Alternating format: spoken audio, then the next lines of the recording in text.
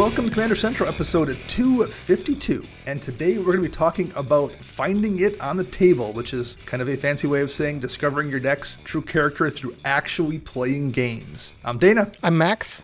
I'm Chris. And I'm Matthias.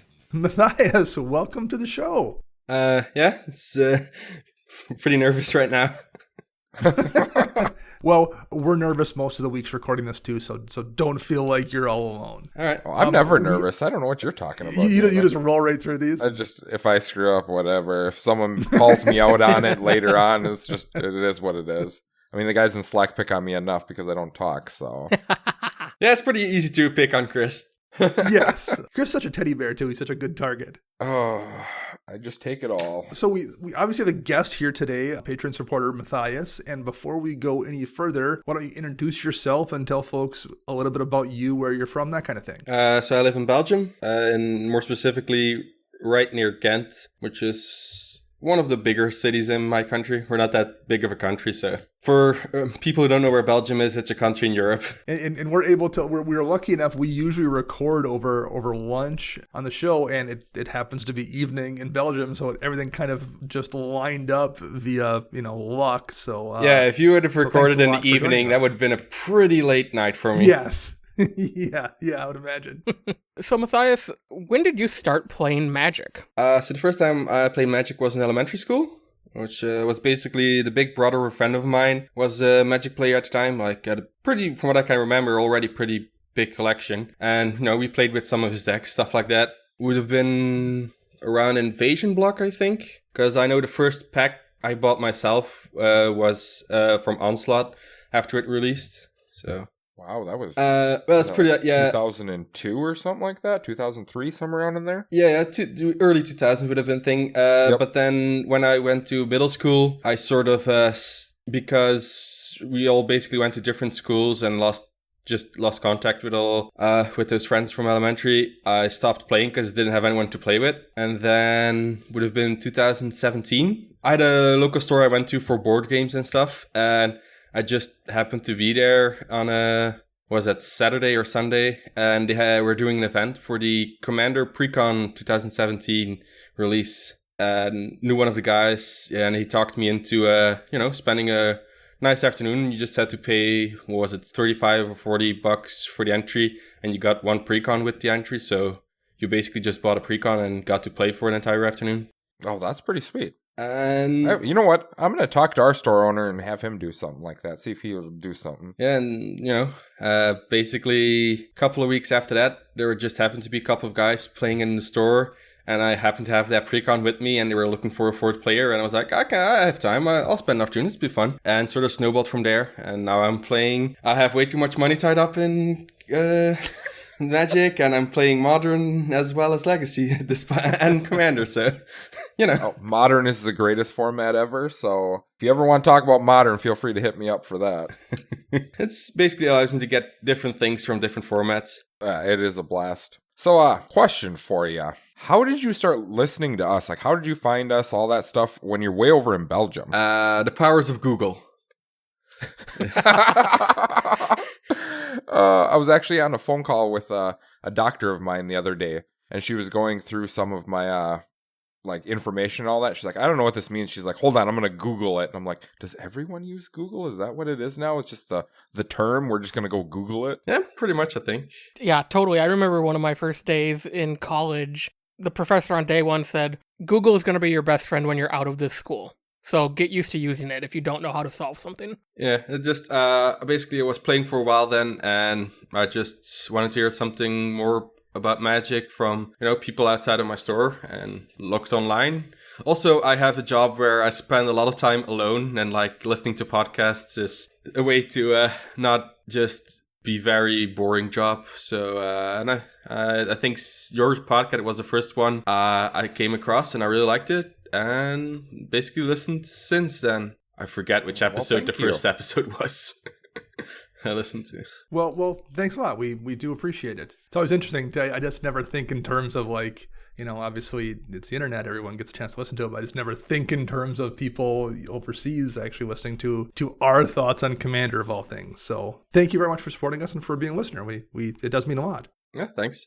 Okay, so has anyone played any fun or interesting games they want to talk about in the last week or so? How about you, Matthias? Have you gotten a chance to play over there in Belgium, or are you playing online, or what have you been doing? For now, basically play all my games over Spell Table and stuff. Sure. Because we're still in lockdown and none of the stores are open. Very similar here. We're getting to the other end of it, but people are finally starting to get their shots, that kind of thing. But yeah, primarily we're all still playing VEDH as well. I got to play last night with Guardian Project podcast. Played a couple games. I think it was Coyle was playing. He played 2 different Arden partner decks, and I just wanted to mention one of them that I thought was super clever. He was doing a lot of stuff using Arden, specifically his ability, because usually you think of that ability where you can move equipment or auras around as a way to like just consolidate them onto the Voltron creature that you're swinging with. And he was doing a bunch of stuff. He was using a bunch of the land auras. So like wild growth kind of things that when a land gets tapped, it makes extra mana. Putting those on a land, tap it for a bunch of mana, and then when you move to combat, move all those land auras to a different land. So your second main phase, you can then tap that for a bunch more mana. That's pretty sick.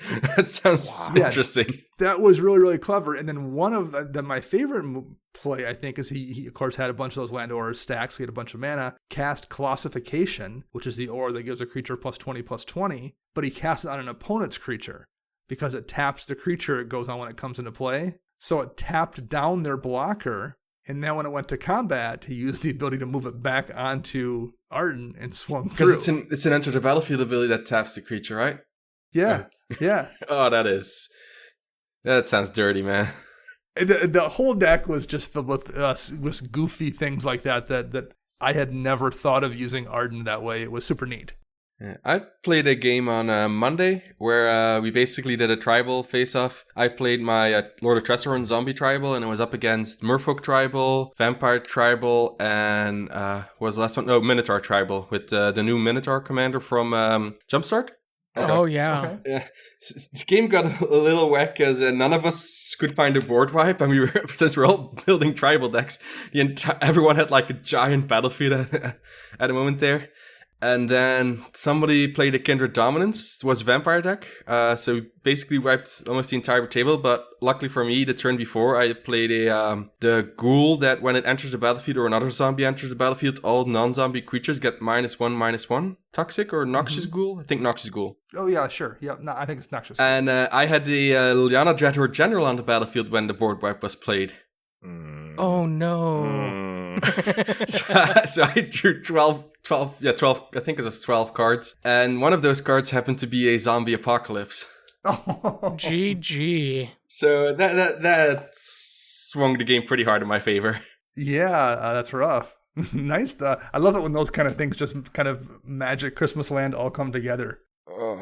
I had to take one turn off because one of the other guys had played an enchantment that whenever you discard a card, you lose 2 life as an opponent. And, I just drew 12 cards, so I had like 15, 16 cards in my hand. So it's like, okay, how can I just play the most amount of cards out of my hand to discard the least? Because I was at, I want to say 16 life by then.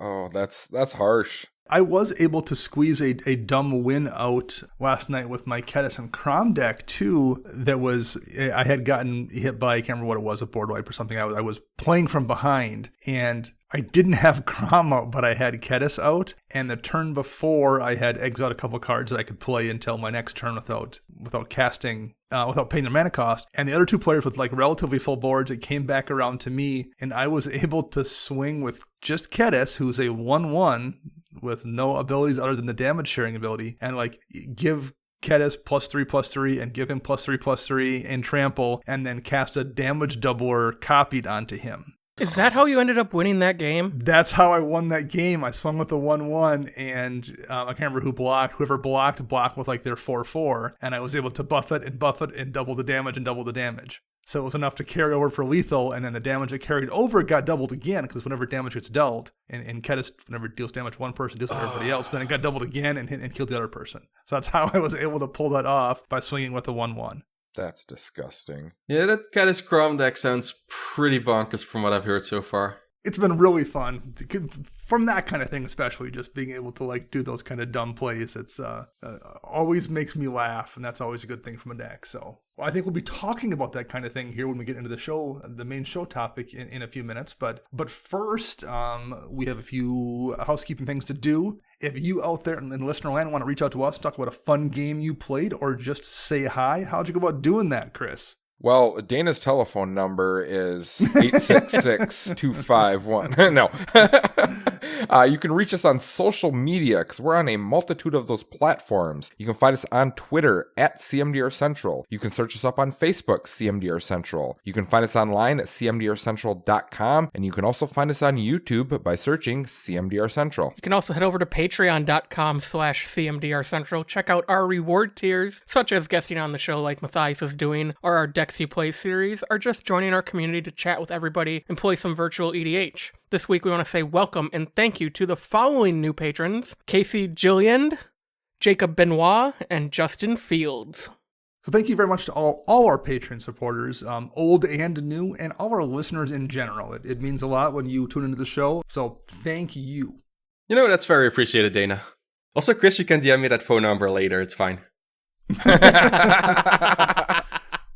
So let's briefly also touch on the other big news of this week before we get into the main topic, which is Strixhaven. We've started to get previews both of the cards actually from the set and a couple from the Commander decks, as well as that new Mystic Archive set that's kind of in Strixhaven. What are everyone's thoughts about what we've seen so far? What do you think, Max? Have you got any opinions on what you've seen? First of all, another set already. I feel like we just got done with know. Time Spiral No kidding. Remastered. But I've enjoyed what I've seen so far off of like the face cards from the Commander decks that got previewed the other day. I also kind of like the new fancy artwork. What are they? Mythical. The new collector cards, I guess is what I'm going to call them. Mystical Archive? Yes, the Mystical Mystical Archive. I like the type of spells they're choosing, the instants and sorceries. The art, in my opinion, is hit or miss on some of them, but the cards I'm looking for, I really like the art on. So I guess to each their own.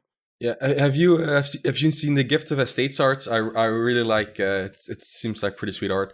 It's very stylized compared to normal Magic art. Yeah, there's almost a weird, I wouldn't say necessarily all of Seb McKinnon's stuff, but he's done a few of those pieces that are kind of stylized as well, and it feels a little bit like his style, although it gets way more weird and kind of collage-y as well in some of the pieces. But I always like seeing them try different things, even if some of them are hit or miss. I mean, I'm not going to defend the Invocations from Amonkhet. I think those are kind of ugly. Ah, come on. But I like they tried something weird. I can't hate on the Invocation. I have a Locust God deck, which is fully blinged out, and like all the cards that are invocations in the deck. And actually, I will say the worst thing about the Invocations isn't how they look, it's the fact that you can't read the card name. Yes. If the card name had been like in a white, in something that was easier to read, that's the biggest problem with the Invocations. Yeah, the art is beautiful in the Invocations. It's the text on it where you're just like, what is that? They went a little crazy with the border for the Invocations.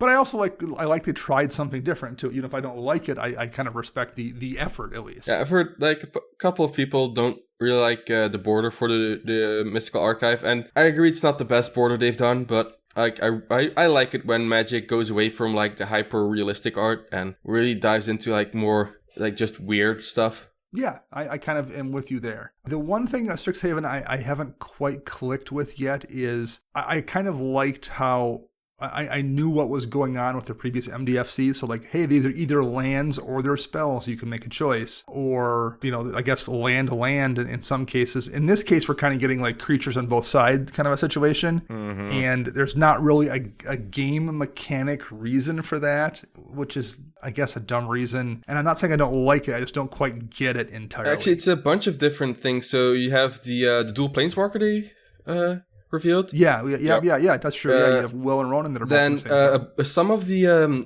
double-sided creatures are basically, from what I've heard, the professors of the head guys of the colleges, and like every college has two guys symbolizing one part of the color pair.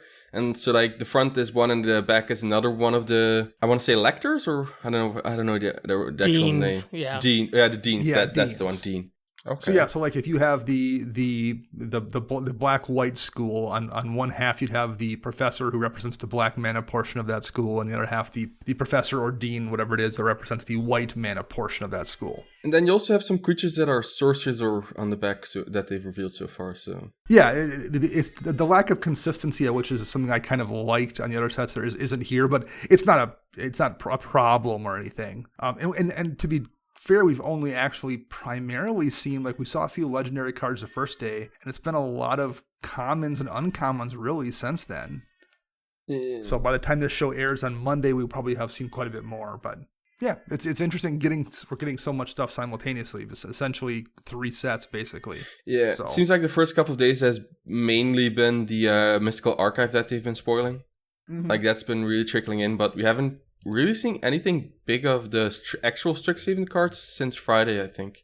I will say, Mystical Archive, one thing I would like to comment about it is, yes, there's, the demonic tutor kind of bombs that are in there, which, number one, are expensive, and it's good to get new versions of those in a few players' hands. Yeah, Teferi's Protection is also in there, really, really nice. Yeah, exactly. That's a good one as well. We need more copies out there to lower the price down. But they're also doing kind of what they did a little bit with the Time Spotter Remasters old frame cards, where there's actually some kind of smaller, like more common style cards in there that are, for the most part, never going to show up as like a showcase or something. So, hey, I want a fancy Faithless Looting or a fancy Opt or something. You're, for the most part, not going to find those anywhere else. And we're getting some of those in this set. If you want like a really neat kind of premium version of that card, you can get them. So I like that. Now this special set, is this going to be like mystery boosters? Is this pretty much what this is? So what it is there's one of these in every single Strixhaven pack. And obviously you don't know what rarity it's going to be. And I think it sits kind of like in the token or art card slot or something. I think it's similar to the time shifted cards from Time Spiral. I think is the thought behind it. I'm not sure. Okay. So technically you could get, 3 mythics in a pack if you hit the mythic foil and the regular mythic card, and you hit the mythic version of the archive. And these do come in foil as well. So like there is a premium version of the premium card also. And I think the collector boosters get more of these. Yes. I think the collector boosters also get the etched foils that they've done in Commander Legend. Etched foils too? And I believe the face cards of the Commander decks this year are also in the etched foil. Ooh. Which will help them. Number one, the etched foil is really nice because they stay nice and flat, so that's going to help with that as well. I feel sorry for the poor chap who pulls Channel. I mean, hey, if you pull it in a draft, like that's a pretty sweet draft card. Not gonna yeah, that's true. That's yes. It's gonna do work for you then, and then you're just gonna look at it and be like, "Well, this card's worthless," and get rid of it afterwards. Time to invest in playing some vintage, Right? I really hope Fireball shows up in these archives as well, just for the chance to live the dream. If I get Channel Fireballed in a draft, Dana, I swear I'm coming after you. I'm gonna. It's my fault. Yes, as soon as someone plays Channel and I see that they're on red mana too, I'm gonna be like, no. Don't do it. Hey, at least there's no black Lotus they can crack to do it on turn 0, I guess. I will say one thing that actually I really like is so they introduced a new evergreen mechanic, Ward. Yes. So in the past we've had this mechanic that's worded different ways, where it's like spells or abilities that target permanents you control or creatures you control, whatever it winds up being, costs an additional 1 or 2, or I'm not sure if there's ever been 3, but it's usually 2 or 1 mana to cast. I think one of the Commander Legends familiars had 3, if I'm not mistaken, the blue one. Could have been. So it's just it basically is a tax on you targeting someone's stuff. So it's not like full hexproof. It's just a way to make it more difficult to do. And they have keyworded that now officially as Ward. So like Ward 1, Ward 2, Ward 3, and which means it costs that much more to target your stuff. Interesting thing is that the way they've templated it, they can fill in whatever they want for the cost. It's like most things have Ward 2, true. But like potentially you could say Ward discard a card or something, because that's very true. The templating is really cool there. Yeah, no, that's a good call. It's Wizards' way of fixing hexproof, I'm guessing. Yeah, because I think they've kind of wanted to move away from just blanket hexproof for a long time. They were using things like it has hexproof that's untapped or hexproof on your turn or whatever, which is still kind of clunky and difficult for you to kind of play to your advantage. I do think this will probably tend to work a lot better. And yeah, it will, I would bet, generally replace hexproof pretty often, particularly on wedges and creatures and stuff. Yeah, I think the main reason is like less for commander, more for competitive reasons, that like hexproof creatures can often cause problems if they're too pushed. Yes, definitely. And that was part of one of the problems I had with protection a little bit too. It was either useless or too strong. Like protection from green, protection from red or something. Like you'd have a situation where it either shut down someone's deck because they couldn't interact with it, or it didn't do anything. Yeah, I think when they brought back protection, they've cleverly stuck cards into the set that help you work around protection if you need to. And they've done a lot more limited stuff like protection from instants or sorceries, things that aren't like color hosing one deck. They're just hosing a certain spell or something. So one of my favorite cards from I want to say last year was had protection on it. Yeah, they have kind of found a nice balance there. They've also kind of did the same thing with hexproof a little bit, where they would give you hexproof from a color or something. But I think ward is a more elegant way to do the same thing most of the time. I like the idea of ward too in competitive play, because now it doesn't turn into a judge call to rewind game state if someone plays a spell wrong on a hexproof creature. Now it's just the spell's countered, so you just lose the spell. Sure. Because the ability, says it's countered unless they pay 2. If they can't pay 2, it just gets countered. Then there is no taking back or rewinding game state or anything, because that's part of game state maintaining right there. True, because in competitive, you have the situation where if someone tries to make an illegal target, yep, you have to roll it back yep. because it wasn't an action that was allowed in the first place. Yeah. Yeah, no, that's a good point. So let's move on here to our main topic. So I'm going to describe this in probably more words that are necessary, but we're talking about kind of finding your deck on the table. And the inspiration for this, to a degree, is I've heard the term from movie director Judd Apatow, where he described how he makes his movies and kind of finds them in the edit. And what that means is he tends to make comedies that are pretty heavily improvised. That doesn't mean there isn't a plot. There's a plot where they're going to, the 40-year-old version, you start with the main character and you know how where he's going to get to at the end. And in between the hijinks that occur, they can shoot a bunch of variants on those hijinks and still wind up at the same end point. You can also do that in those kind of comedies because it's relatively cheap. Like if you want to put Seth Rogen and Paul Rudd in a room and have them insult one another, you can do that, and then you can take them to a different room and have them insult one another again, and then later on decide which series of insults was the funniest, and then go with that. Whereas if you are, Steven Spielberg making a big sci-fi movie or even a Marvel movie, you kind of need to know whether or not the stuff is going to be in the film before you spend the time and the money shooting a highly involved piece involving a bunch of special effects. So that's something kind of unique to Judd Apatow movies, or that style of movie where you have that room to shoot a ton of stuff and then figure out what works later on. I think that principle kind of applies to deck building, though. Not that you don't want to have a plan going in, because I think when you build a new deck, you do want to have an idea of what it's going to do. But I do think people need to be patient in finding the evolved version of that deck, because I think when a deck is first designed and you first sit down and try it out at a table, what you thought it was going to do and what your plan for it to do and what it winds up doing after a year of evolution or something aren't always the same thing. So what we're going to talk about here today is mainly our own experiences with that. So our experiences with playing decks where we set them up with a specific idea in mind, and then we're going to talk about what we discovered in playing those decks that we didn't know when we first built them and how that evolved them to their current end state. So I will throw this to you, Max. Do you have one to start off with here to talk about?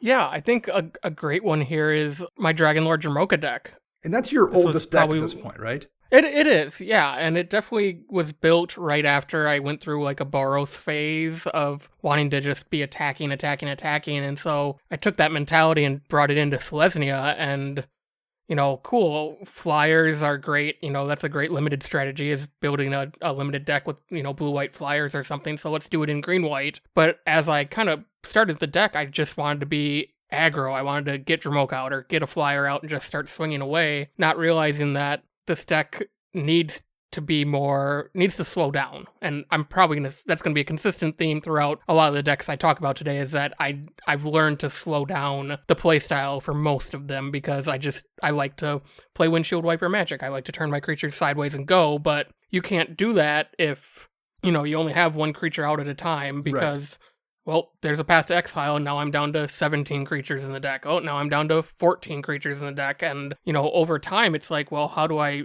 have such a small creature base, how do I, get those back onto the battlefield? So then I had to relook at the deck and look at, like, Graveyard Recursion, and how do you do that in green-white? And, luckily cards like Seasons Past or Once in Future came out, which helps with a lot of that. So it's definitely has been a thing of, like, find the weakness of the deck, which is there's not a lot of creatures, and how do you make it so you can capitalize on maybe only having 3 or 4 creatures out? Well, you do that by controlling the board through board wipes. If I can only have 3 creatures out, let's make sure everybody else can really only have 3 creatures out at a time as well.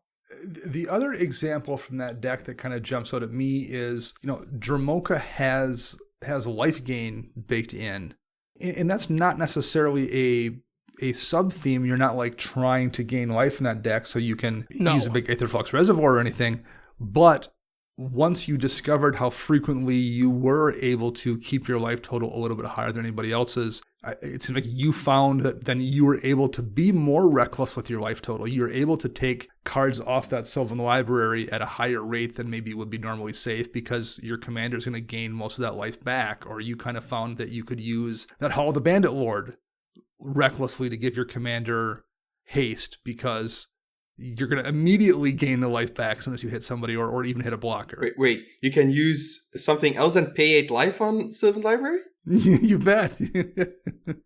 I gotta start doing this. Yeah, that's totally true. Absolutely. Well, I had a similar thing with the first deck I built from the ground up was a Cadet Vast, which is the Mardu one that cheats in demons, dragons, and angels. And in the initial deck, it was much more like just, get the big guys on the battlefield as fast as possible with Kalia. But one of the problems you get into is if you cheat all your mana cost and then get all the big guys in there, one board wipe leaves you with no hand and nothing to cast because, everything's pretty expensive. So exactly. I've learned that I sort of use Kalia as a lightning rod in the early game so I can get to the 5, 6, 7 mana. So I can, and then just slowly roll out one demon or angel at a time and sort of build up advantages that way often. So I've also had to slow down with that deck compared to how it originally was. Yeah, that's actually a good point too. Is I was thinking more in terms of deck construction, but you both have now mentioned play style, and that's something too. Like you don't necessarily get a feel for how a deck's going to play in terms of the speed or play style until you sit down with it, and it oftentimes that kind of thing takes a lot of reps sometimes to really get a feel for. Do you have any good examples here, Chris? You want to throw out? How about my Sliver deck and how? Sure. So it's one of the first decks I started playing. It went through probably about like 40 iterations of it. And this is a highly, as Max was discussing, a windshield wipers deck, a very high aggro deck. Mm-hmm. And as through the iterations, I started learning, in order to play a deck like this, since they're all low CMC, you need a grouping of them, a mass of them to get anything going. Well, then you fall prey to your board wipes, your removal spells, anything like that. So then I had to build in protection into it, which then cut, the mass out of it. The other thing that I learned with decks like that is that you become a target faster than you can say the word cucumber. I mean, as soon as that comes out, you're immediately the target on the field. What? Why cucumber? I don't know, it's the first word that popped in my head. That was an expression I hadn't heard before. That was like some common little idiom I was unaware of. No, it's just the first word that popped in my head, so I threw it out there. I was thinking like he's going to say arch enemy or something, but... Cucumber, all right. I'm going to use that now. No, but I've learned that with all my decks, as you're building them and as you're playing them, you learn, certain cards are no-goes in this deck because, as soon as you play this card, you're going to become immediate, the hated enemy of everything, like if you're playing against Dana, for instance, he brings up all the time, if you play Insurrection, he's going to turn on you in a quick hurry. So, I mean, it's like stuff like that. You just kind of learn as you're building to like exclude those cards and then look for cards that can do other stuff for you, but won't draw the hate right on you. Or you got to wait until the right time to play them. Because I have a Heliod deck that has a Aetherflux Reservoir in it. And like, I do not cast that card until I have a very substantial life total, because otherwise you immediately get killed. Yes, that's a really good example of that for sure. The deck that jumps out at me here, I want to talk about, is my Veil of the Nightclad artifact deck. And this is a deck that I put together a couple different times. I liked the art primarily. So that was it was a cool piece of art. I didn't have a Dimir deck the first time. Like, oh, give your creatures Intimidate. That's kind of useful. What could I do with that? And the first time I tried it, I tried with Infect. Most of the good Infect stuff's in green. So number one, my creature pool wasn't that good. So I wasn't that effective at that. And actually, I think Max tried the same thing at one point. Didn't you, Max? I did. I think you're like, hey, I didn't have luck with this. Maybe you can have better luck. So I did Vela Infect and fell flat on my face because I don't play Dimir. Had kind of the same problems. So like a couple years later even, I came back to it because I had the card sitting in my binder and I really liked the art. So I was looking at it again and got thinking about Intimidate. And I'm like, okay, well, I realized artifact or colorless creatures with Intimidate are virtually unblockable. So maybe I will build something with colorless stuff. I could have done Eldrazi was my first thought, and I first started building the list. And this would have been even before Battle for Zendikar. So there was really the only Eldrazi were ones from back in the first Zendikar block. Oh, all the bad ones.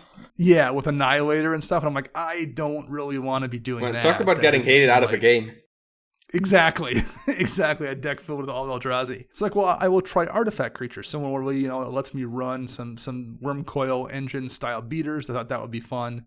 And that was it. That's where my plan for the deck ended. So I put a bunch of things in there like Wormcoil engine or Scuttling Doom engine, like just like Juggernaut style, like big, like 5-drop artifact beaters. And that was the plan. That was it. However, after I started playing the deck a few times, and that worked okay a couple times, but over the course of playing it, I kind of realized, well, the Mirror Battlesphere I made, that I had in the deck that made multiple mirrors, that worked really, really nicely when somebody board wiped, because Vela has a second ability where when a creature I control leaves the battlefield, it does a damage to each opponent. And suddenly, after playing the Mirror Battlesphere and someone board wipes, everyone takes 8 damage from my creatures. I'm like, oh, that's actually pretty useful. And it just so happens there's a bunch of stuff in artifact range, like Hangerback Walker kind of things, that also make go wide tokens. So not only then do I have these artifact creatures that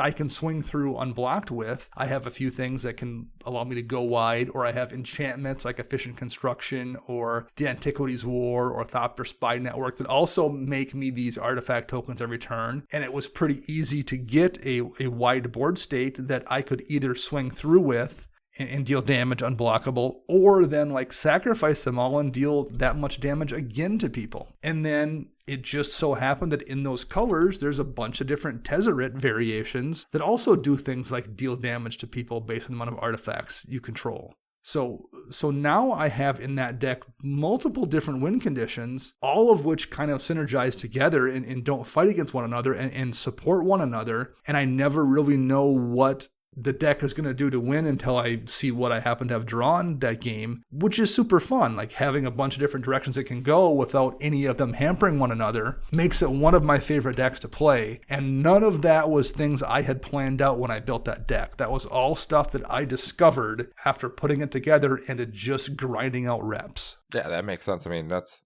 pretty much all decks I think should be that way. If you really like the deck that you built, if you play it repeatedly, take notes, even if they're just mental notes about the cards, like this card did just horrendous in my deck, or this card was, an A+ all-star, and then you can modify it to that point, where you can see, move like we were talking about with Max's Jamoca, where all of a sudden now he's got life gain in there, so you can add other cards to that.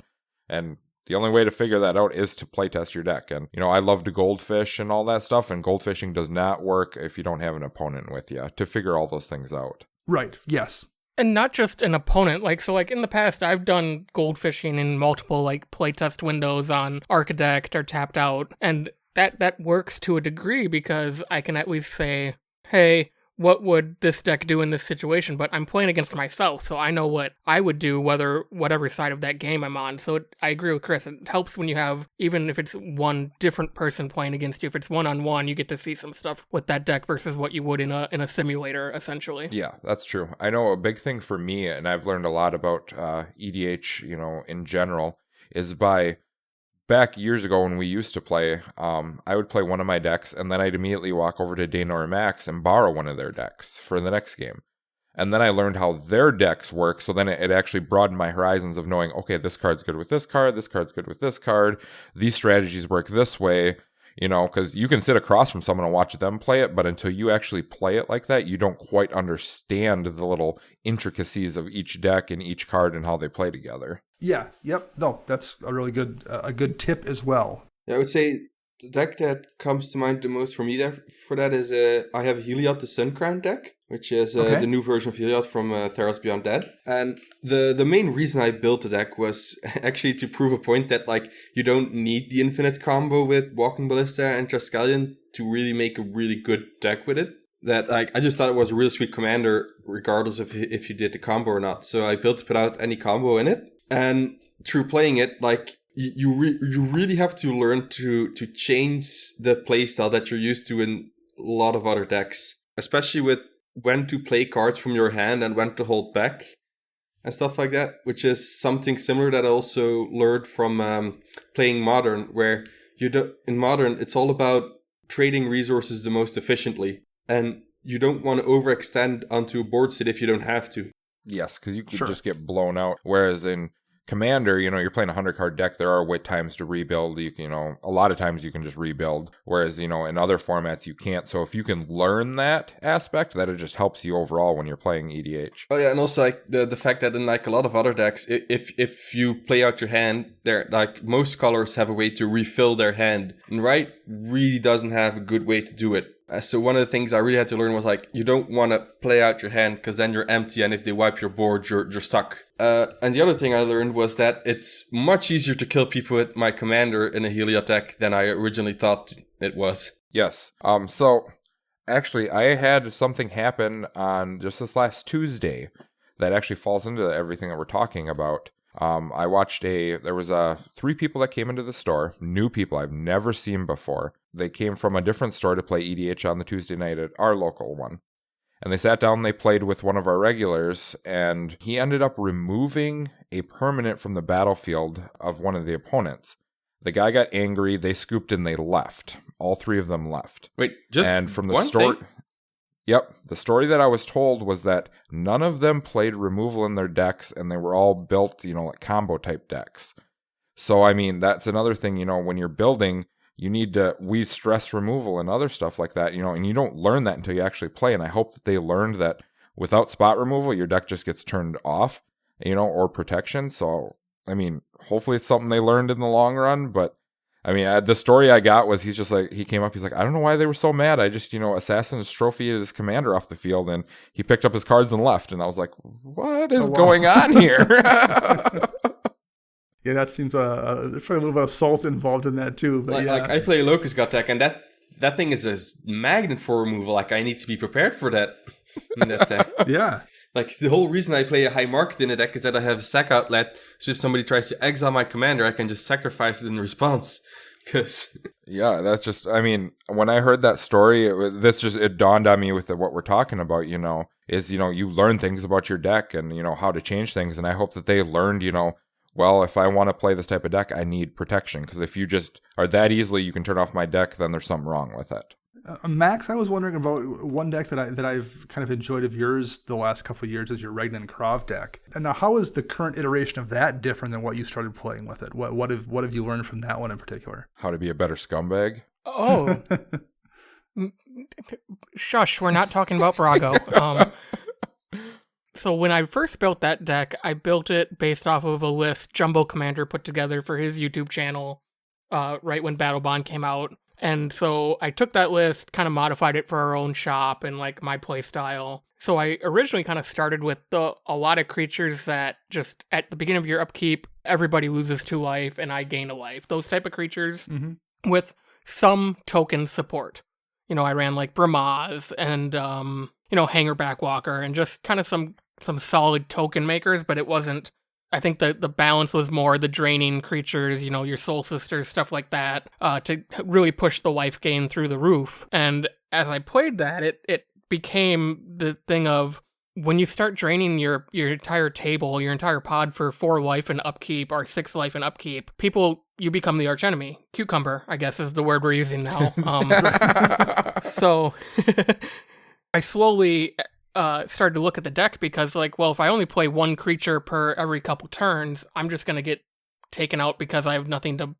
I don't have a board state. So over time, I've shifted it more from the drain creatures to a lot of creatures that make tokens or have lifelink themselves, just so if I do have to chump block, I'm going to gain some life, which overall helps the end goal of the game because there is an Aetherflux Reservoir in the deck, and, you know, I want to get above 50. And so now it's kind of in a really good place after messing with the mana base and the creature package where it's very consistent. You know, I get a token maker out right away, or I get a good body out that can just, you know, sit there and block and maybe not die. So it also was one of the decks I went into not really playing Orzhov before, so I knew, because of experience from my other decks, this is not an aggro deck. This is definitely a deck where I want to play 1, maybe 2 spells a turn until I'm really ready to bust through and hopefully close the game out. So over time, it just became one of those things where it's like, I'm doing tokens, but those tokens really aren't there to attack. You know, if you leave me with 4 or 5 tokens on the board come my turn, Krau's going to eat them and get bigger because I want to kill people with my commander, not an army of tokens if I have the choice. Yeah, that deck has like what you just described is kind of my observation as I've watched you play that deck too. You've both adapted how it's built and adapted how you play it. And it's a really effective deck at this point. But like the reason it's effective today versus the first day is because you put in all those reps and like tweaked it into its strengths in ways that you, like I said, you didn't know were there until you actually sat down and put it into a game, basically. Dane, I can actually think of one of your decks that I've watched morph, and it morphed drastically. Which one's that? It started out as a Brian Stoutarm deck, and now it's your Crush deck, because pretty much it's the same concept of it, but that's a complete morph. Like, you dropped a color, you added 2 other colors, like, because Crush is Jund, correct?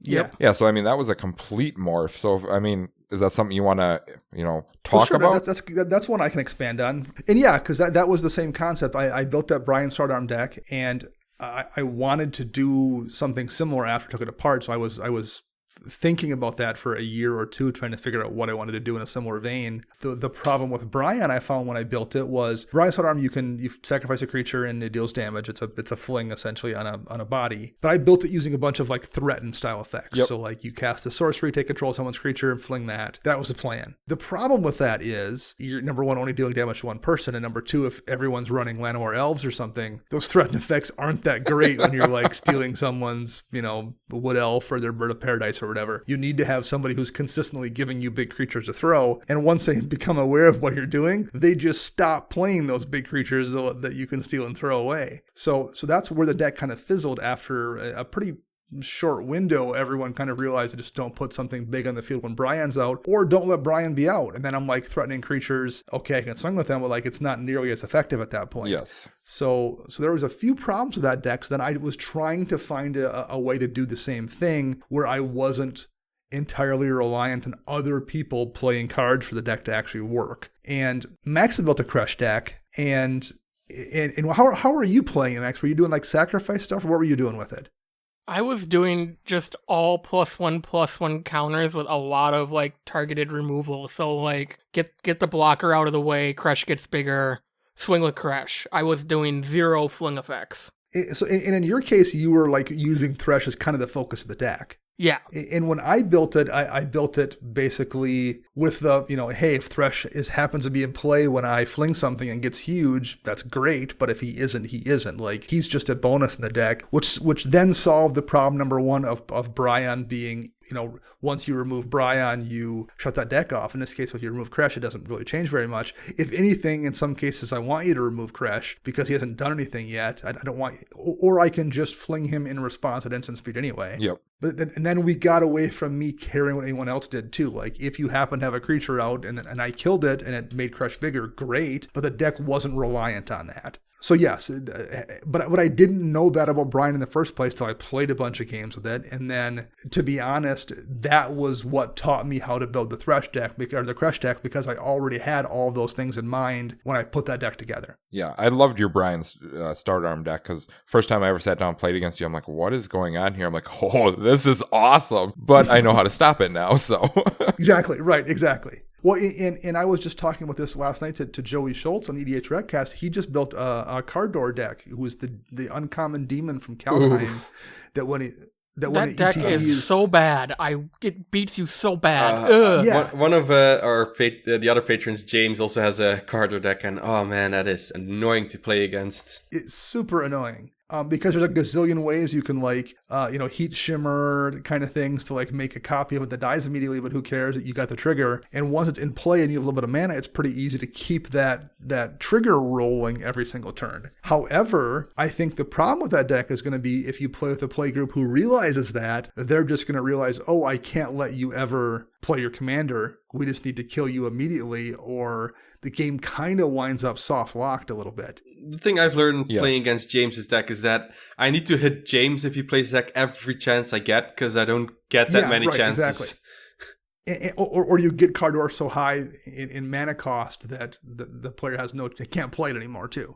Yep. So that's one that I'm wondering if it falls in that same boat, where at some point it gets to there where people figure out the tricks and that really makes it less effective. I guess we will see. Yeah. Now, Dana, I also know now Max and I aren't quite as high up there in decks built and stuff like that, but you've also built a lot of decks that I never see anymore, that you've played 10 or 20 times maybe at the most, and the deck's just gone forever now. One of them, for instance, I can think of is you had your Pyromancer Ping deck, which I absolutely thought was an awesome idea, but it just didn't work. Yeah. And that's actually a good point here to maybe kind of come back around on as we wrap this up. You don't always find it either. It's like sometimes you sit down with the deck and it's going to take you some reps to find out what it's going to do. And sometimes there's just no way to find gold there. So I had one of the first decks I built was a Niv Mizzet deck. One of the, I can't remember which one it was even as the commander that tapped to do damage. One of the first two. Yep. Because it was before we had the third or the fourth. And then I ran a ton of those Prodigal Sorcerer, Prodigal Pyromancer type creatures that dealt a damage. And then I found a few things you could do with that. There's cards like Charisma that let you take control of a creature when it's dealt damage. So, things that give things death touch or whatever. There was some synergy there, but there was never a real good way to win a game other than, if you happen to have 12 of those things out and you hit somebody for 12 damage or something, it was challenging to find a way to win. And that never changed. No matter how long I played it or no matter what tweaks I made, there was never a real good way in that deck to win a game. That's true. So that's why that one I took apart, because I just it got frustrating to never have a chance to close anything out. Yep. Other decks I can think of is, for instance, Max's Mizzix deck. You play a deck for so long, you just realize it's just not what you want to do anymore. So you just kind of peel it apart and you're done with it. Yeah, Mizzix, I think, falls into one of those, like a Cardor, where, if you can't cast your commander, that whole deck revolved around Mizzix. And, if you can't protect your commander, the deck kind of falls flat on its face. And maybe, now, that was, 5 years ago when that deck came out. So, maybe if I were to revisit it, I might be able to make it better, just because I'm more experienced. But I think there are now better options instead of Mizzix, essentially, to play. Well, there are options that are really powerful that also don't feel as broken necessarily. So maybe you don't draw the aggro you would have you drew when you played Mizzix as well. Oh, totally. Yeah, that's for sure. But that's also the thing, if you don't actually try the deck, you're never going to know if you like it or not, neither. Which becomes, this is where it becomes hard. For me, for instance, I'm building this Angels deck right now. And, I'm going to have a lot of, financial, tied up into it. And then if I don't like it, I'm going to be very upset. I'm going to be very sad Sure. with it. But you're never going to know until you actually play the deck. So that's the other thing, too. I'm also in the middle of building a new deck, trying something I have never played before in Commander. So I'm curious how it's going to turn out. Well, I have one too that I put together. I actually years ago had a Silumgar the Drifting Death deck, and I just put it back together. Oh, I haven't seen that forever. Oh, yeah. So I just rebuilt it because since then we've gotten Arcane Adaptation and Maskwood Nexus. Yep. To let you also change creature types. Because the problem before was it was kind of tough consistently to get the couple of things that change creature types wasn't really easy, and it's having a few more gives me a few more options. And I'm already I've played the deck 4 or 5 times now. And I'm already kind of figuring out, okay, this deck wants to go wide. I don't just need to have a couple creatures out for it to be effective. I want to have 6 creatures and out. Just so now I'm trying to make those tweaks. Exactly. Right. Yeah, exactly. Giving something, because it happened last night a few times when I played it. There were situations where I really badly needed to get rid of, the Teferi that forces you to only cast at sorcery speed. Yep. I needed that gone to get some things happening, and I only had 3 creatures out. So I couldn't get that last one down. So I've already, number one, discovered I need to be able to go wider with that deck. And the other thing I discovered is because of things like Maskwood Nexus that lets your creatures be any creature type, and there's things like Unnatural Selection, I believe it is, that lets you change the creature type with 1 mana. That makes spells like Notorious Throng, which I was just running because it makes tokens. Well, if you hit someone with a rogue, you can also take an extra turn. And Maskwood Nexus, I just accidentally realized as I was playing it, oh, now I have rogues. Yeah. So it gave me an extra turn out of that. So like now I'm looking at, okay, is there other things other than just making stuff into dragons? Are there other things I can take advantage of by making my creatures into different creature types? I gotta say, one thing you really learn while playing a deck is the timing of your commander as well, I feel. Oh, yeah. That's for sure. Like how soon you want to get it out or how much it needs to be protected. I have some decks where like I just get the commander out as soon as possible, and other decks it's like I need to wait till I get to that critical turn before I play the commander, because otherwise it's gonna not do anything and just sit sadly on the board. Or I need to get the commander out and still have a mana or 2 free to do something else that's going to trigger that commander. Yep. Or give me some value for sure versus risk having to wait a full turn and hope it's still in play. Yeah. Yeah, that's a good one as well. Any final thoughts here from anybody about this? The one I have is I would say is even if the first time you put that deck down it bombs, because I've had that happen. You I build think that we brand all new have. deck that first game it just falls flat in its face.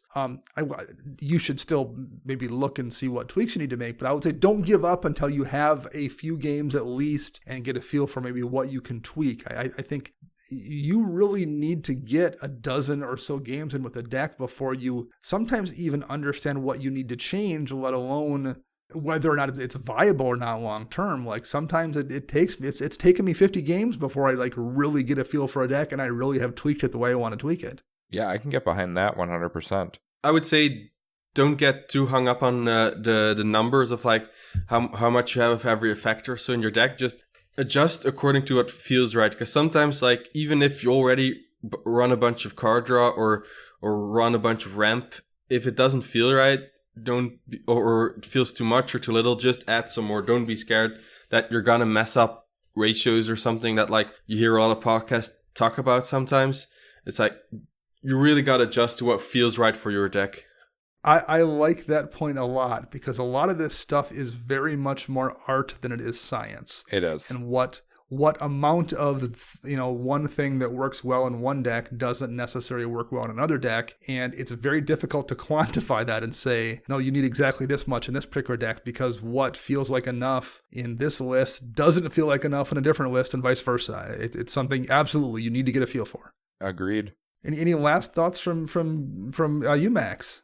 No, I think I agree with everything Matthias just said. This is definitely an art versus a science. So I think everybody hit the right nails on the head today.